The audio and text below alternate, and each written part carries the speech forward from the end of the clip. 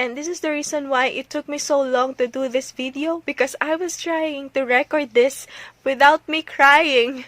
But every time I came to that part of remembering what God did to me that night, I can't help it.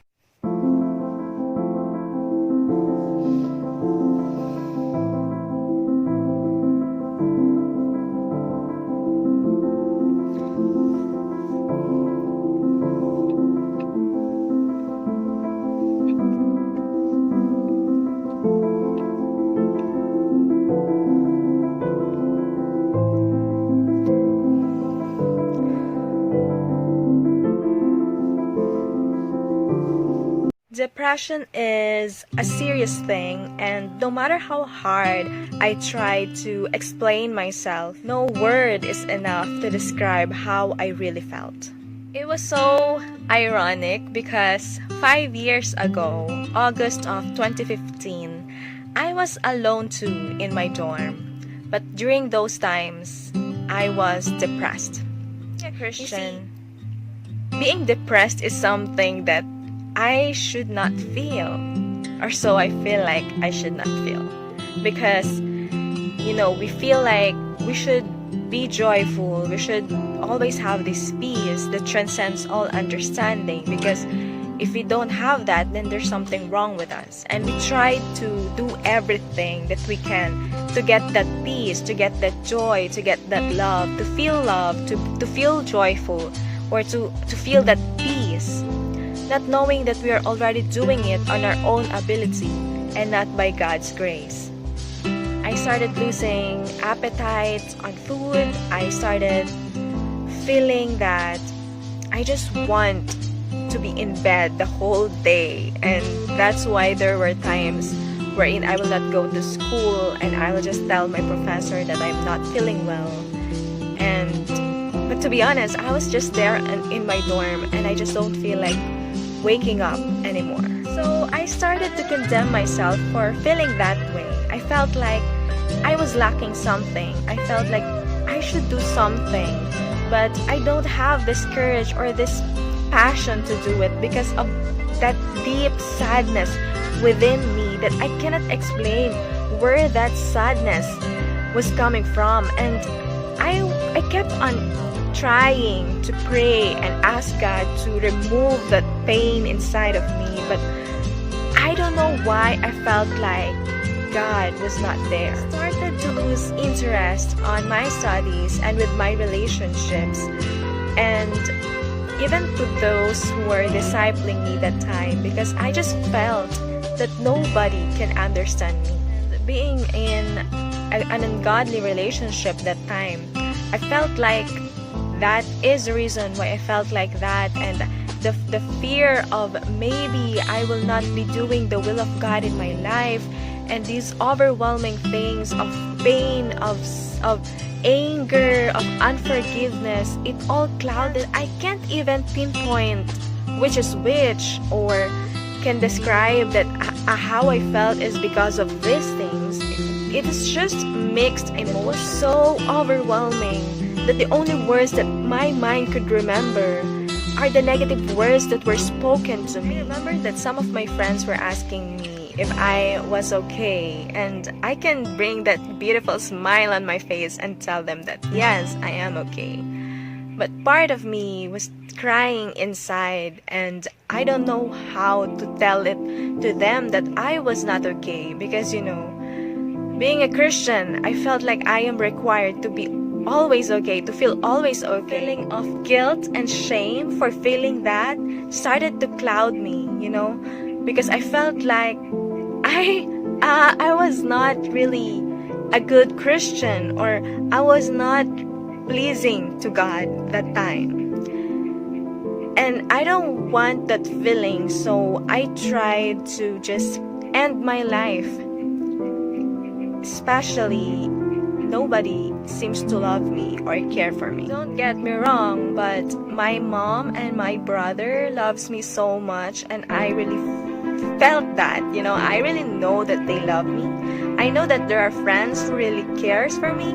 I know that there are people around me who truly loves me. my heart and my mind can't just accept that. I just felt like, no, they don't really understand me, and I don't know how to explain that. But even though there are people around me who I know loves me, that time I felt so alone that all I wanted to do was to just end everything. And I just felt that I am just a burden to them. That if I tell them how I feel, that I am sad, that I'm not okay, I felt like I will be just adding to the problems that they already have. And so I felt like I should not be here anymore. So for 1 week, I prepared myself to end my life. And that was the toughest 1 week of my life. And the day came, and I tried to commit suicide.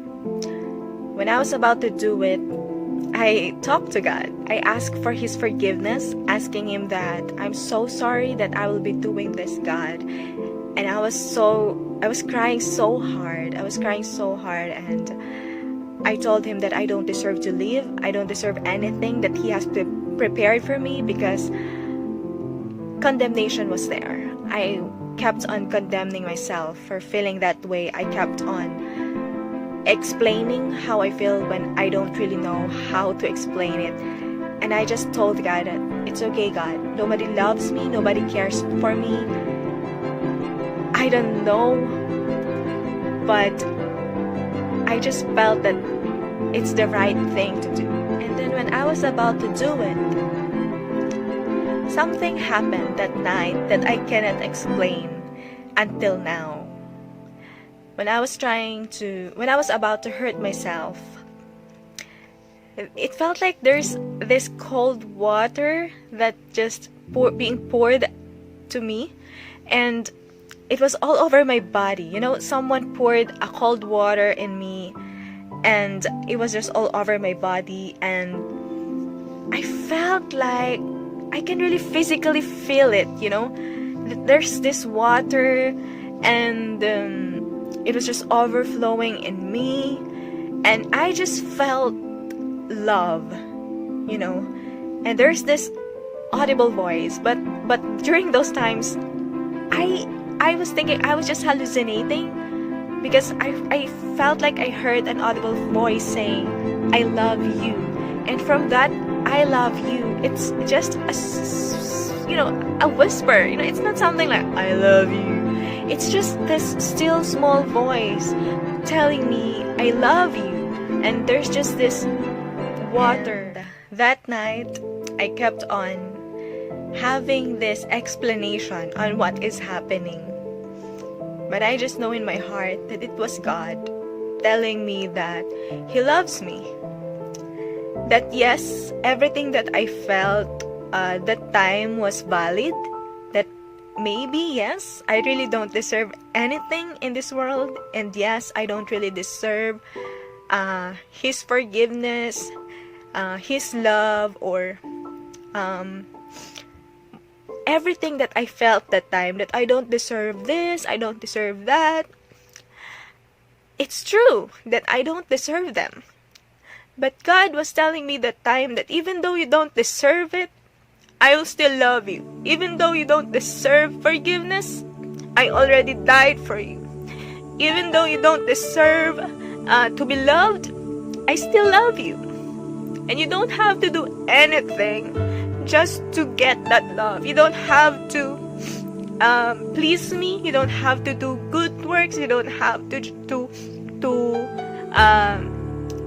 effort in order for me to love you. Because even before you realize that I love you, I already did.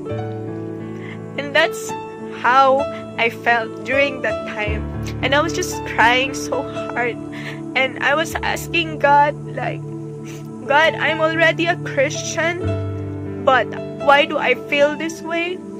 And just help me how to do this, because I don't know how.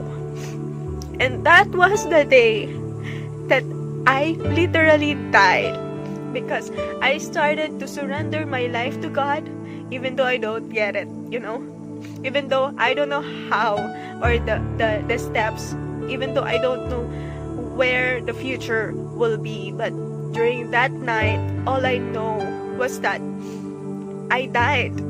Literally, I died on my flesh, and I started to live in Christ. And yes, depression is a serious thing.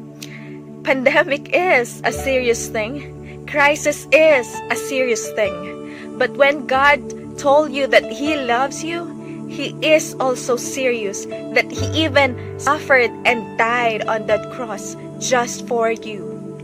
The question is, are you willing to die on yourself every day and live for Christ?